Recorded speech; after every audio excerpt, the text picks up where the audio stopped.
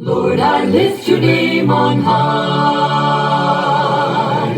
Lord, I love to sing your praises. I'm so glad you're in my life. I'm so glad you came to save us. You came from heaven to earth to show the way, from the earth to the cross, my debt to pay. From the cross to the grave, from the grave to the sky, Lord, I lift your name on high. Thank you for joining us for this Lift Ministry, a Sunday night ministry of the Old Hickory Church of Christ. A great place to call home, by the way, and we hope that you'll come visit us here at 1001 Hadley Avenue for our Sunday worship at 9 a.m. or our Sunday night Lift Ministry or our Wednesday night classes at 6:30 p.m. We'd love to have you here with us whenever you can, or join us online with Facebook. We're always glad to have you in our midst. Today we're going to be talking about tenderheartedness. It's one of three qualities that people who have been taught the truth as it is in Jesus, that these are pillars or central ideas of what it means to be a Christian and to live the Christian life. These are things that bring joy to the Holy Spirit rather than grieving the Holy Spirit.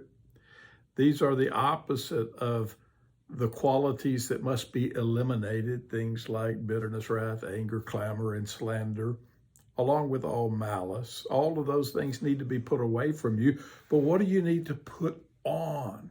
Here's the positive side. Last Sunday night, we talked about be kind. Ephesians chapter 4, verse 32, be kind to one another. We also know that we are to be tender-hearted. And this is important because kindness is what we're looking for, but it comes from a condition of heart, tender-heartedness. So when we think about this quality, I think our minds could go back to the story in Luke chapter 10 of the Good Samaritan. You remember there was a man who was on that road that goes from Jerusalem to Jericho, and there were some thieves who stripped him and they stole from him and they left him half dead. There was no kindness in their hearts.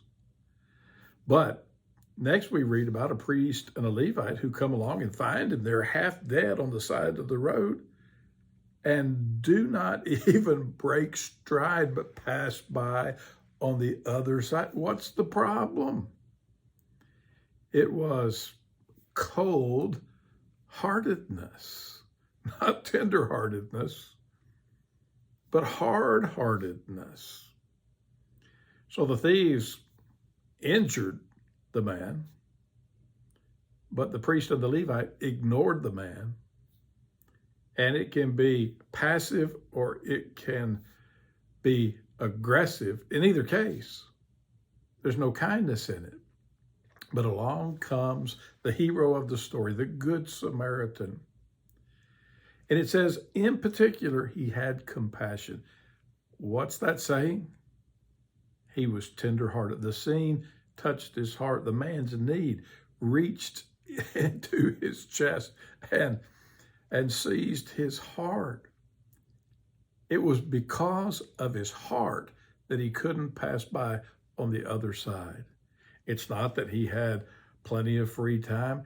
It's not that he felt it was safe and secure. All of the things that the priest and Levite had to have been thinking were probably true with the Good Samaritan, but he overcame all of those things that would be obstacles. When you're tenderhearted, you ask better questions. Instead of thinking, well, what might happen to me?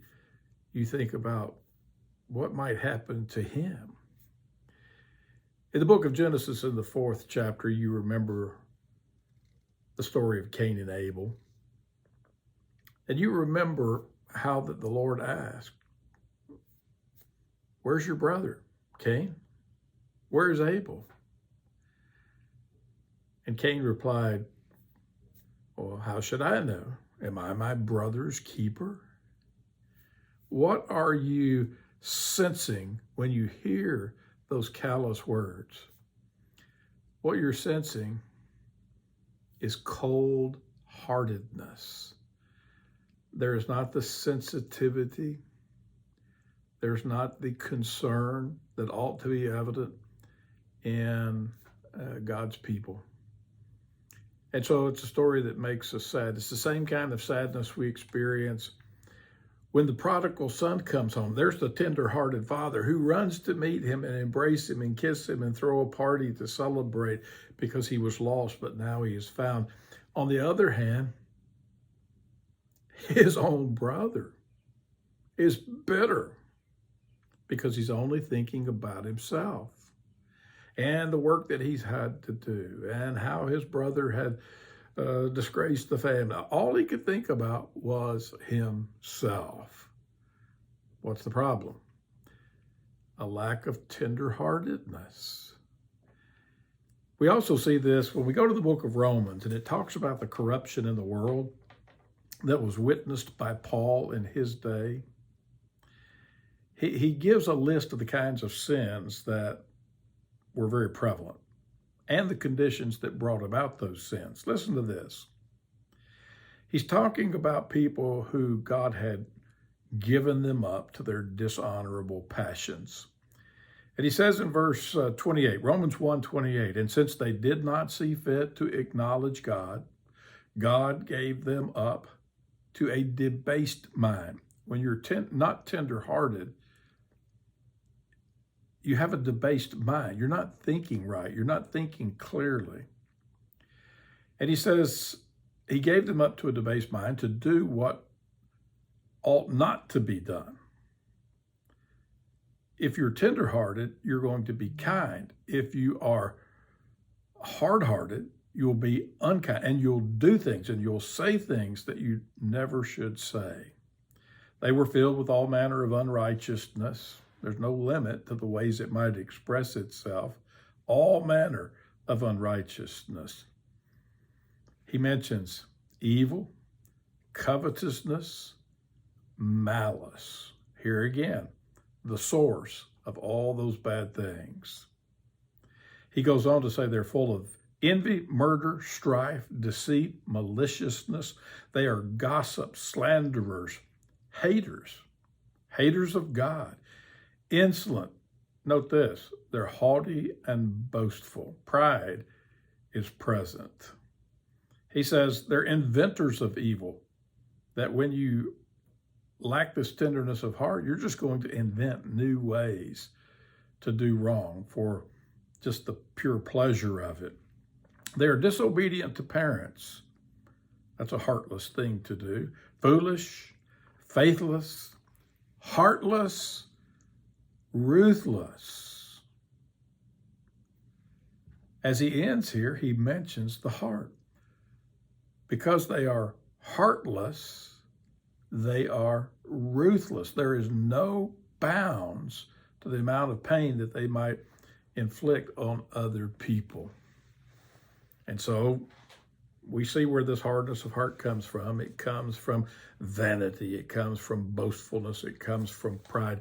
In Romans chapter 12, we read in verse 16, "Do not be haughty, but associate with the lowly. Never be wise in your own eyes." And why is that? Because when you have vanity, what will follow is cruelty. So I need kindness in my life, and kindness comes from tenderheartedness, the condition of my heart. When my heart's right, I'll follow the rest of the instructions in Romans and chapter 12 and verse 17. "Repay no one evil for evil, but give thought consideration. Give thought to do what is honorable in the sight of all. If possible, so far as it depends on you, live peaceably with all. Tenderheartedness is the key to peaceableness. He says, beloved, never avenge yourselves, but leave it to the wrath of God. Let God take care of these things because he's the only one wise enough and loving enough to do the very best thing in the very best way. I need a tender heart.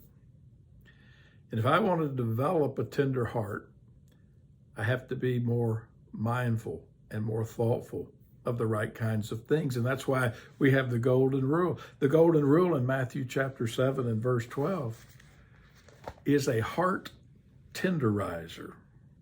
It says, so whatever you wish that others would do to you, do also to them, for this is the law and the prophets. When you do that, you're entering the narrow gate, the one that is a hard road, but that leads to life. It's harder to be thoughtful. It is harder to deny ourselves. It's a little bit harder to stretch and do the loving thing in all of these situations, but it's the absolute right thing.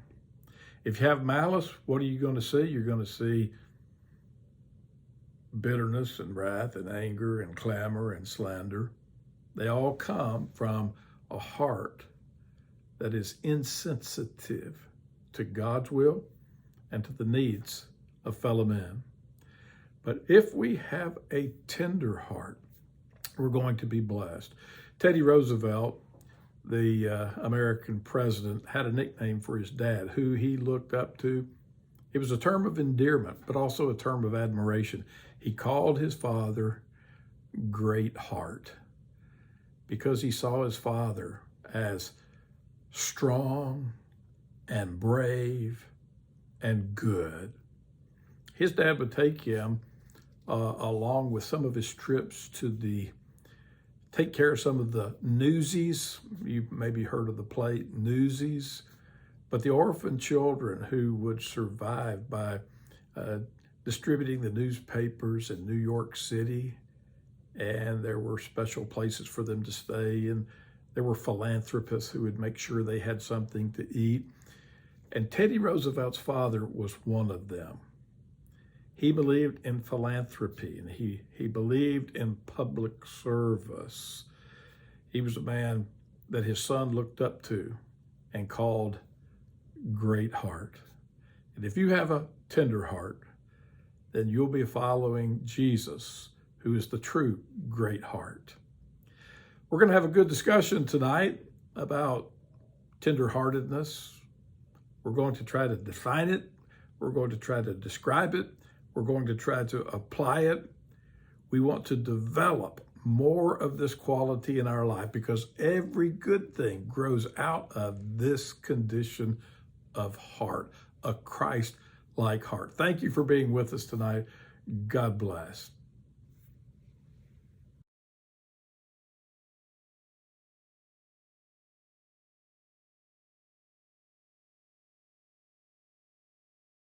You came from heaven to earth to show the way, from the earth to the cross, my debt to pay, from the cross to the grave, from the grave to the sky. Lord, I lift your name on high.